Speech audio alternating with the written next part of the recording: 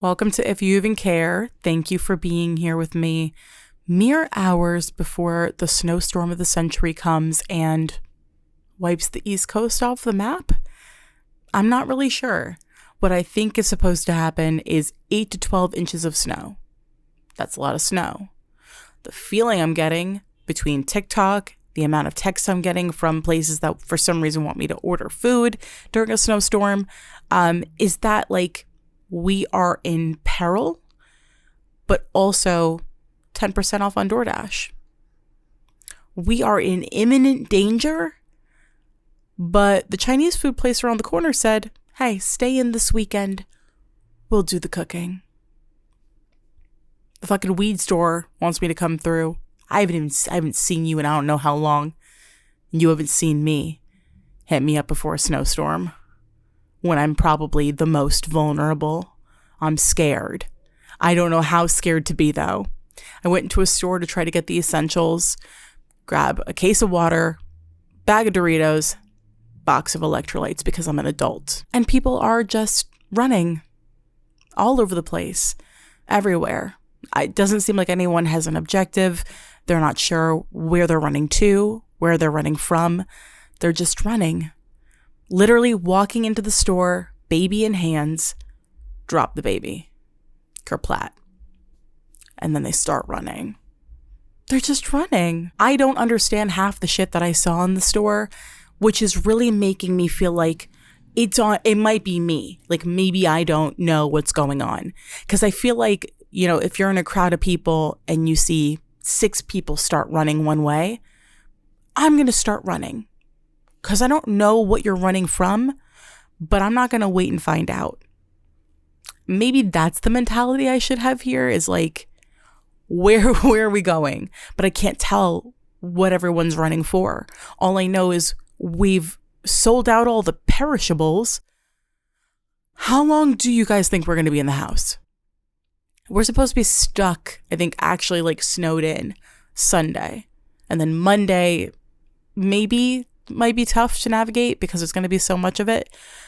And then the thing about snow is that it melts. So at some point, we will be free to leave our homes.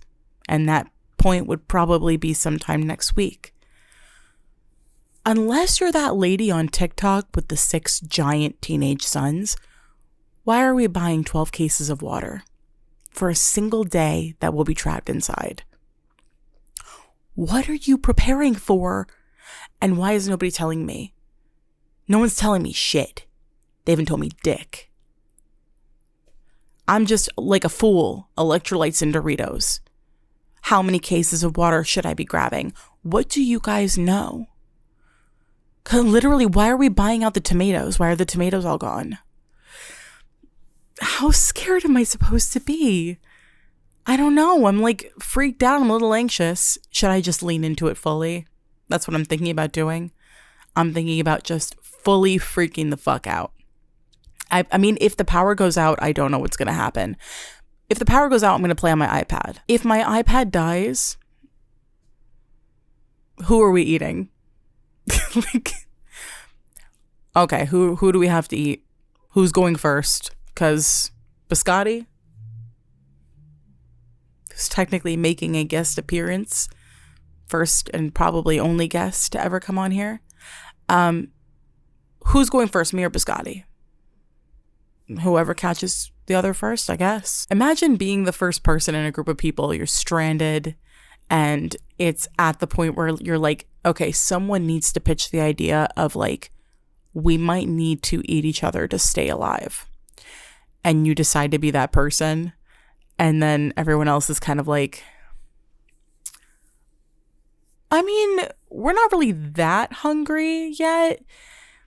I'm a little peckish, sure, but I don't think any of us were really thinking about going that far yet. Right. No, so I'm the big back. No. Right. No, and we'll just eat me first, I guess.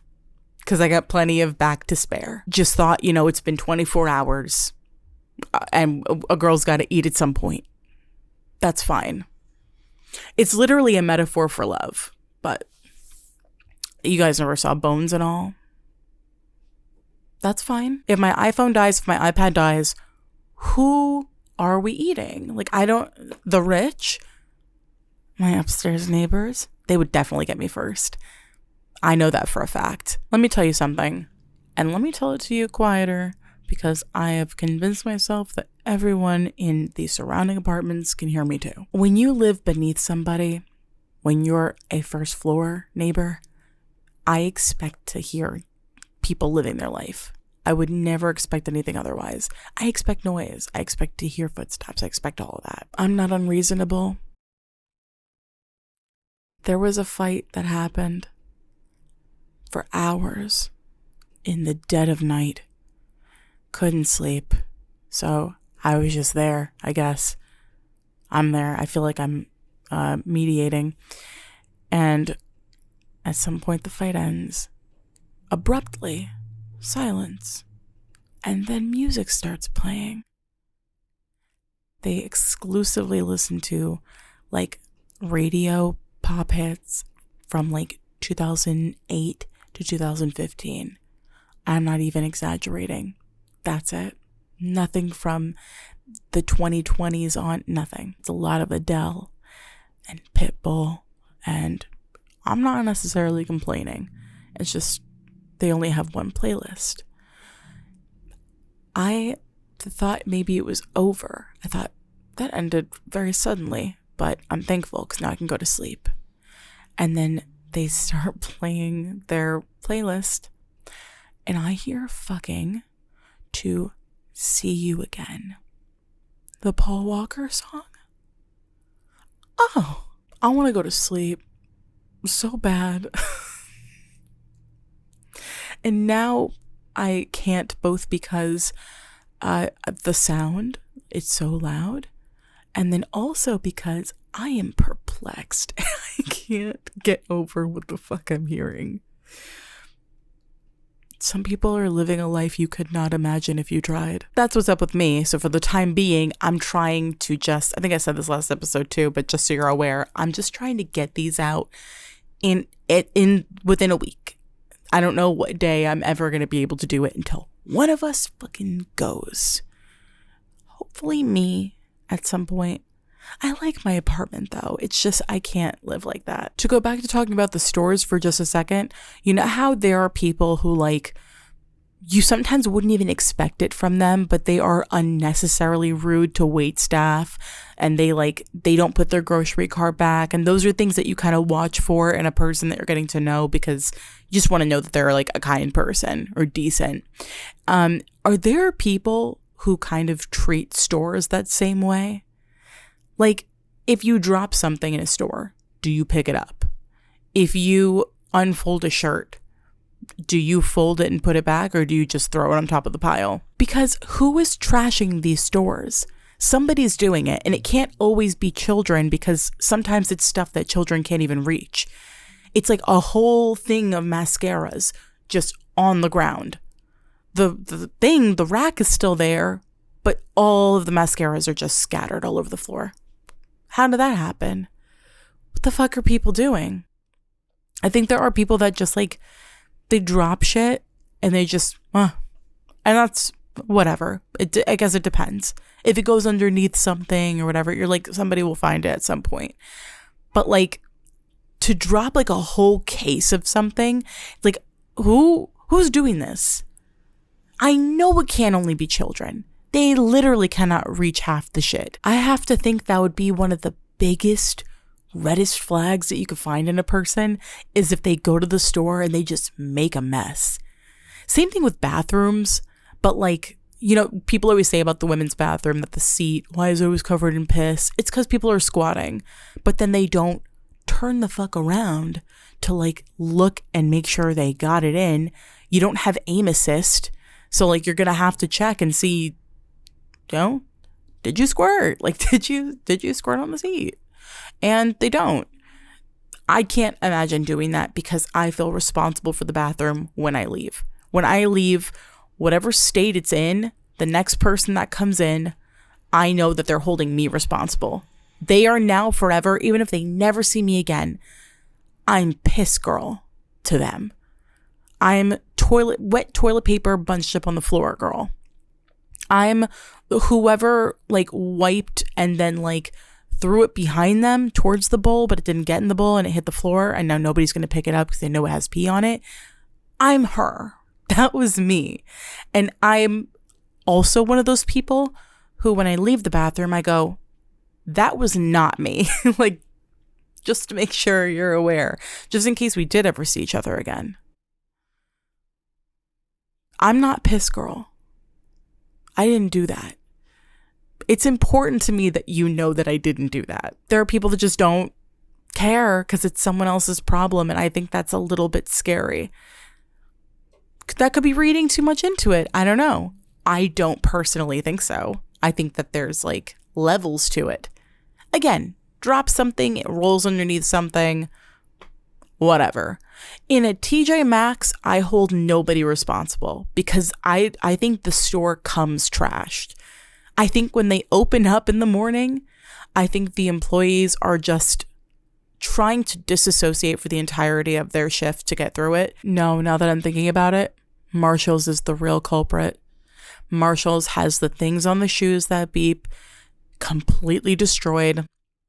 I don't blame those associates if they just look around at the end of the day and go, fuck this, and just close up and go home, because I would too. It's beyond repair. They actually need to take down the Marshalls and build them back up, build them anew, because there's just no repairing that. And who would for less than $20-something an hour? Not me. Fuck that. If you go into a Marshall's and you drop something, it's gone. You have no idea where it went. You pick up a mascara off the rack and it falls, it's falling into an abyss. Good luck spending hours combing through expired food and Cookie Monster towels and Hello Kitty merchandise. You're never going to see that shit again. But I do think that treating servers horribly is a good indicator of whether someone is evil or not. Because why are you yelling at a server about something they didn't cook? Why are you freaking the fuck out because they forgot to offer you a refill? Just ask for it. It's never been that serious and it never will. It's very shocking when you go out to eat with somebody and you find out that they're that person and you didn't expect it. That has happened to me before. I went with someone to Cheesecake Factory. We both got the exact same thing. It was like flattened chicken breast, like Parmesan crusted chicken. It was disgusting. And I never send my food back, like ever. I'd rather just not eat it. But that was like, I took one bite and I was like, that's actually, like, there was something about it that tasted off. So I was like, I can't do it. I mentioned something to the waitress. We both did. And we both did it in completely different ways. And that was, I'd kind of seen that a little bit where like we'd go out to eat together and she'd always kind of be like, it was okay. You ate it all, but all right. Nothing was ever good. It was always just the best that it was it was okay. Yeah, it was all right. Most of the time, there was something really wrong with whatever it was that she bought. You spend money on something, you want to get something that you like. I understand that. But if you're fucking 1,000-0, why are you still going? Why are you continuing to eat anywhere except for home? You never like anything. Just make it yourself. So we both sent our chicken back. The way she made this server so fucking anxious, and then she avoided us for like 40 minutes, and which made her more upset. And I was like, of course she's avoiding us. I would too. I would not come back to this table until I could breathe again. Or like finding out someone's a bad tipper. You're crazy. Because again, I don't want to be piss girl. I'm not going to be no tip girl. That's not happening. I am associated with that. If someone wasn't going to leave a tip or leave a really shitty one, I would want to know about it so that I can leave the fucking tip then, since you're so cheap. You could have taken that shit to go. You're still supposed to tip. But if you're one of those people, maybe you feel like, well, they didn't serve me, so whatever. You are supposed to tip. Take out people. But Go buy a frozen version of it. Go buy it, heat it up yourself at home. Follow a blog recipe. But no, you want to pay to sit down and be served, have your stuff brought to you, be checked on, not have to think about the process. You just want to have it brought to you, taken away. That's what you're tipping for. And then some people will do the whole well, that's not really how people should be making their money. They shouldn't be relying on the customer. They should be just getting paid hourly. Okay. Lots of things shouldn't happen that are happening. And that's just the way it is at this time. You're not boycotting restaurants so that they change their ways. You're just going and then being like, I'm not going to fucking pay you. Why is that my problem? Just because I knew that that's the way that things are set up and I came here anyway? Would I have to pay you just because I'm supposed to pay you and that's how things go? No. They think just because they won't get arrested if they leave the restaurant without tipping that it's not that bad. We are throwing darts at a picture of your face in the back. And we took a picture of your face. Yeah, that's what they do at restaurants. They take a picture of your face. You might be in the back of a restaurant getting darted. So I was telling a story to someone the other day, and it got me thinking about the fact that I actually have three stories about times when someone was going through a breakup and I somehow got thrown under the bus. So I was like, save it for the podcast. If you even care, if you care at all, these are a couple stories for you. First of all, I don't know if any of you will have had this experience too, but I've had it more than once where someone's going through a breakup and you're trying to talk them through it, let them talk it out. And you're like, listen, I understand. And they're like, no, you don't get it. That was my best friend. They were my best friend. I do get it, actually. Most people do get it. Or they go no, we were soulmates. Their pain is just so unfathomable. And it kind of does feel like that when you're going through heartbreak, to be fair. Heartbreak and grief. They always feel like it's just happening to you in the moment because you get to be a little dramatic. You're going through a breakup, you get to be only so dramatic, but dramatic nonetheless. Spotlight's on you, girl. And you get it for a couple of days.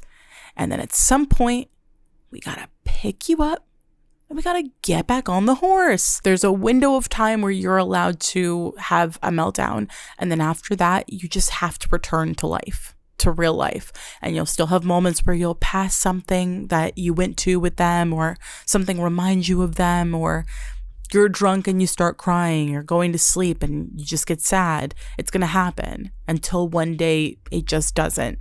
But as far as the drama of the breakup, you only really get a couple of days, a week, where you can really be losing your mind. And then after that, it starts to get scary. So that's something I've heard a few times. You don't understand. That was my best friend. We were actually best friends. And then it ends up being someone who treated them so poorly, behavior that they would never put up with from a friend. There's a lot of situations where, you hear about someone having a fight with a friend and they get cut off immediately. They don't try to talk about it. There's no resolve. It's just they have an argument and then that person cuts them off. But they will have 1,000 fights with their partner. And for some reason, that patience and understanding isn't extended towards friendship. They just expect friendships to just be even, work out all the time. I say that also knowing you shouldn't have friendships that are super volatile. No different than relationships in that regard too. A friendship where we fight like sisters and it's just constant arguing. That I've never had one of those, but I've seen it. And I don't think that that's supposed to be how it goes either. I don't even like to fight with my own sister, my actual sister. We fought a couple of times. I could count it on one hand throughout our life. And every single time I felt like I was going to die because it just felt terrible to be in a bad place with her. It's crazy when it's that was not your best friend. You were dating Joffrey. There's no way that that was your best friend. They weren't even nice to you. When it's one of those where it's like, that's what you think your soulmate would be, whatever you believe in, whether that's fate, God, the universe, whatever, you think that that would pair you, intertwine your soul with someone who treated you really badly? Why? Why would you think that that's what you deserve? But again, patience. You get a couple of days to be dramatic. I can't be that dramatic. I have been very dramatic after a breakup, like most people, but that's like too much. Like, yeah, best friends as in the thing that everybody writes under as a caption for their anniversary. Best friends. Normally, if you like somebody, you like being around them and you're attracted to them, you date them and you feel like that's your best friend. Now, I knew someone, we worked together and we were friends in the way that like we would talk to each other at work and we would go out drinking together. Like we had a big group that we would go out with. And it wasn't like the kind of thing where we'd really text each other that often. We wouldn't like go see a movie together. We wouldn't like go grab food or just hang out together at the house. It wasn't one of those. It was just friends. One day we had plans to go out after work that night, and she comes to me and a friend and she tells us that her and her boyfriend broke up. I said, thank God. Thank God. I am so sorry, girl. I'm so sorry to hear that. Are you okay? Thank God. Like this man, she would bring him out, or I don't really think, if I really look back on it, I don't think she was bringing him out so much as she wouldn't tell him not to come out and that she just wanted to be with her friends. And he would come probably to keep an eye on her and babysit her, make sure she doesn't cheat on him or whatever. And the whole time he would just stand in the corner, looming over us and bitching, commenting on every fucking thing that we did, complaining the entire night. He never tried to make conversation with any of us. I don't even think it was a socially anxious thing. I think he just didn't want to be around her dumbass friends. He didn't want to interact with us, but he also wanted to make sure his girlfriend didn't cheat on him or do anything to embarrass him. So he would come out and every fucking thing he'd complain about. Oh my God, the drinks are taking so long. Can we just go? Can we just leave them here in front of us? Like he's saying this in front of us. Can they just meet us there? When are we going to go to the next place? What time are we leaving? Go home. Leave that man at home. Set out some newspaper, a little bit of dry food, a little bit of wet, and some water. He'll be fine. Leave the TV running. He will be okay. He doesn't have to be here.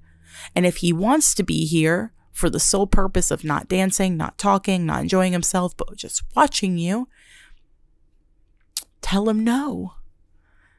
Say no. You can't come. It's just me and my friends. But they would just, be complaining. They both get drunk. They start fighting. They go home before everybody else. Same thing, copy paste every time. But the first half of the night that we would actually get to be around her was fun. So nobody can be like, don't bring your boyfriend. The vibe is very much, don't bring your boyfriend. But we can't say it. We just can't do that. Or if we could, we didn't exercise that right. So we're like, okay. So, if you are going through it right now, you don't want to come out later, completely understand. And she's like, no, I want to go out. She doesn't just want to go out. She wants to go out and meet a new guy. Okay, all right. Sure, whatever you want, whatever's going to help you through this, perfectly fine. And we're excited because we want to go out with her, especially without him. Even better. She was being very brave because going out after you have had your heart broken feels like being forced to have fun at gunpoint. It feels like, you're out, you're dancing, and if you were to look down, you would see the shadow of an anvil slowly falling upon your head. Your friend is handing you a green tea shot, and you're all cheersing to the demise of a person that you loved very deeply until very recently. And the whole time you can hear the whistle as the anvil gets closer. And then sometime around midnight, it's gonna bonk you on the head. And you're gonna fold up like a human accordion, meaning you're gonna be in the bathroom crying. That's what happens in this situation. She's perfectly fine first half of the night. We're actually having a lot of fun. And then we get a little too drunk and she's crying. So we rush her to the bathroom. You're just doing your typical drunk bathroom pep talk. Fuck him. Fuck that relationship. Fuck her and fuck you. Just pointing at people in the bathroom. Fuck this bitch and fuck you too. Or like, just fuck it. Like, you deserve better kind of thing. The only thing that's making her feel better and stop crying is like roasting this man and being like, you know what? He wasn't fun anyway. Our friend is like, yeah, and he wore high waters and just whatever we kind of try to get her to laugh and just stop crying. And it works. So then she joins in on the roasting. Except she just kind of starts telling us very personal things about him. Things that someone shouldn't know about you if they don't love you. Only someone who loves you should ever know these details about your past. Because I don't like him. And now I don't like him and I pity him, which is a horrible combination. I would never want someone to feel that way about me. And now I feel that way about him. She's just dropping bombs on us. shit that we did not want to know. It's like, it's some dark shit. And that's kind of the scary thing about like being in a long-term relationship, is someone's just out there with all this information about you. And they could be drunk in a bathroom telling people they don't even really know that well in front of a lot of people that they don't know at all. There are other people in the bathroom while she's saying this to us. And we're just trying to receive it, process it. She's saying it kind of like, this is why he's so messed up and fuck him. And, you know, almost like it's a little bit funny, but it's not really funny. It's just really sad. And she's like, you know what? I'm feeling a lot better. Like, let's go back out there. Perfect. Let's go. So we go back out and he's there because she texted him to come. Not only do I not want to be seeing him, but I have to see him and through a new lens. I don't want to fucking see you at all, let alone through a new lens. That's bullshit. I'm not supposed to know any of this about you. We're still shell-shocked. We're just standing with the group. And at some point, they start like talking and they wander off somewhere. Probably start arguing, if I had to guess based on how he came back. He comes up to us and he goes, I heard you had some stuff to say about me and my relationship. We had stuff to say. We did? And I understand the situation I'm in, right? I'm looking around. I can see the wolves. I can see that I have been thrown to them. And I will get to the wolves in a minute. We had shit to say about you? She said you wear high waters. Do you have any idea what she said? And also, oh, the big ball's on you. Oh, here comes Big Ball Man with his giant balls, coming to confront two drunk women who were just trying to make their crying friend feel better. Pretty basic breakup talk, by the way. Nothing too crazy. You know you're a douchebag, right? You come and hang out with us, we'll hang out. You come and watch us, stand in the corner and complain the whole time. You've never tried for even a second to get to know any of us. You don't even laugh at jokes we're making. You just don't want to be there. What are we supposed to do with that? You guys fight constantly. She comes and tells us about it. You guys fight while we're out. And we're going, hey, maybe that's not a good relationship. Based on the fact that it's not a good relationship. And then here comes this guy. why the fuck are you saying it's not a good relationship? We were kind of just like, we don't care about you and your fucking relationship. She was crying. Fuck you. This is one of those things where when you look back on something that was years ago, you wish you could just jump into that memory and say something a little better. I wish that I had, we stood our ground, but I wish that I had really gone for the jugular. Both of you. Because she went to him and was like, this is all the stuff they're saying about you and about us.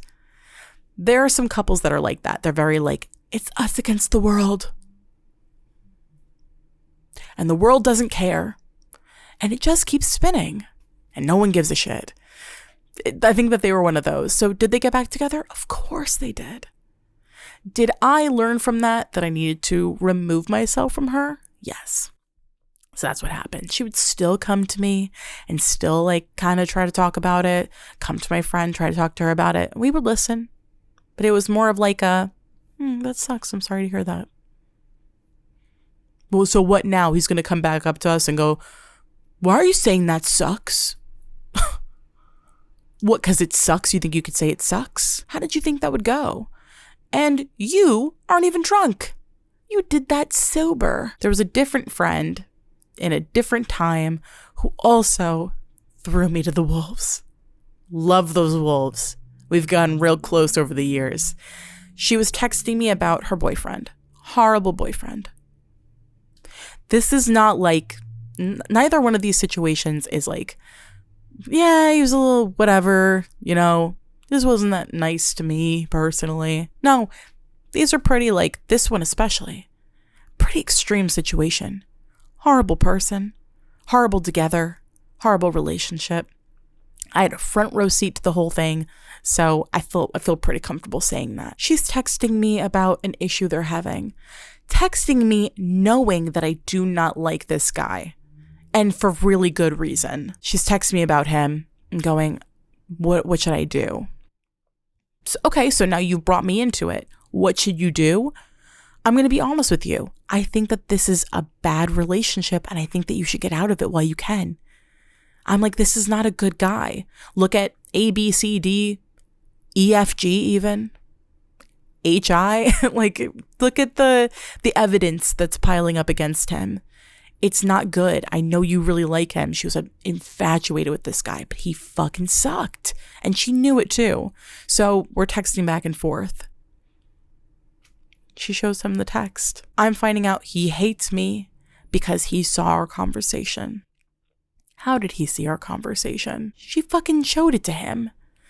Why would you tell me that? There was a time not long before that where I was already kind of getting to the point where I'm we're probably not going to be friends for that much longer. I don't see this friendship lasting. And part of it, a big part of it, was because of the fact that she was bringing this guy around. We all go to a concert together. She really wants us to get along. I know in the back of my mind that we won't ever, but something happens where the tickets get lost. Their tickets, not mine. She paid for them. He still loses his fucking mind. And he runs off into the city. Okay, hissy fit. Fine. At some point, he reappears because she goes online and buys more tickets. We go to the concert.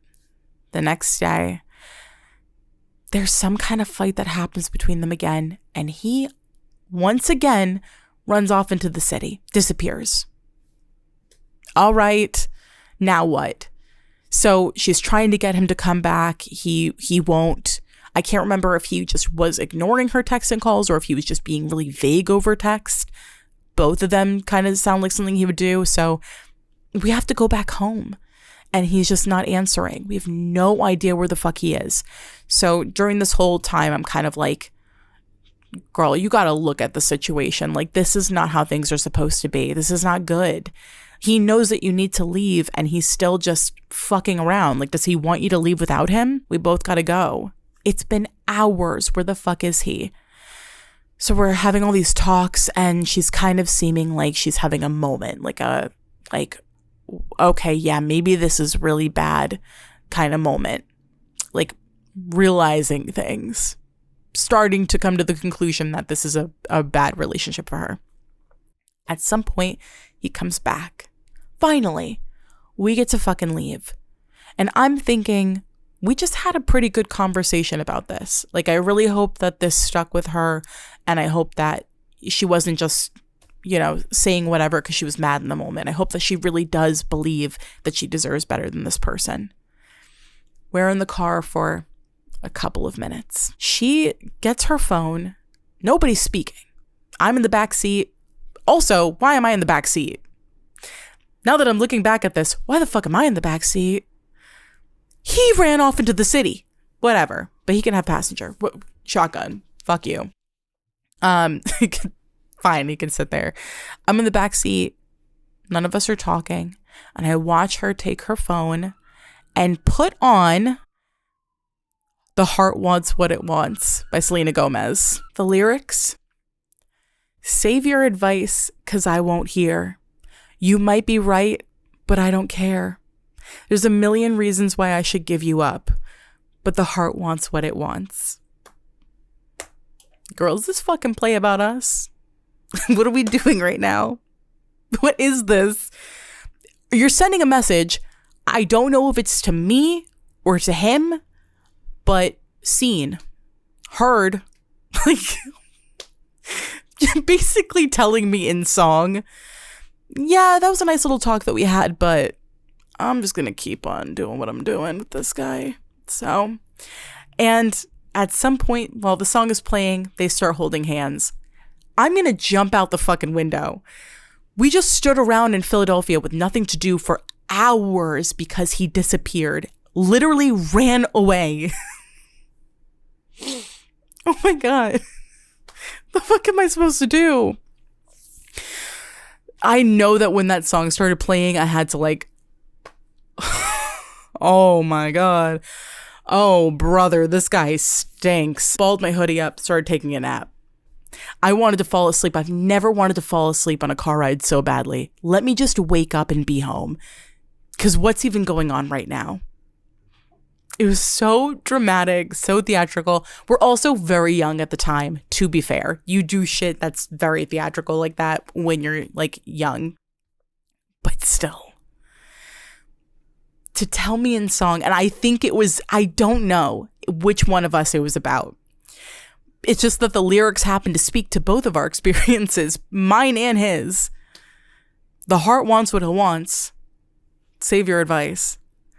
To have queued that up, like it wasn't, we weren't listening to music yet. She went in her phone and put that on. You're being dramatic and you don't even do the breakup yet. You don't get to do that. You don't get to do that. You get your couple of days if you see the breakup through, and you didn't even do that. Longest fucking car ride of my life. And I'm sure that I've been dramatic. I know I've been dramatic for other people while going through something. It is what it is. Everyone's got to have a little moment. It is hard to look back on. When you think back on it, it should feel a little bit embarrassing. But everyone's got to have one, I think. Anyway, that's it for me. Also, I don't know why I always do these little side notes at the end, but it's like, it just comes to mind right before I'm about to turn the camera off. Is anyone else excited about Fable? I'm so upset that we're going to have to wait until fall, but I know that it's going to consume me. It's going to take up all of my time. I will still make time for you, of course, or I'll do my best, but I know that I'm going to be racking up screen time. I'm going to be sat for that fucking game. I'm so excited. Anyway, yeah, that actually is it. That's actually the final thing. So stay safe, stay warm, leave a sink dripping. That's something I learned on TikTok this week. If you leave one of your sinks dripping, it helps to keep your pipes from freezing. And I don't know, goodbye.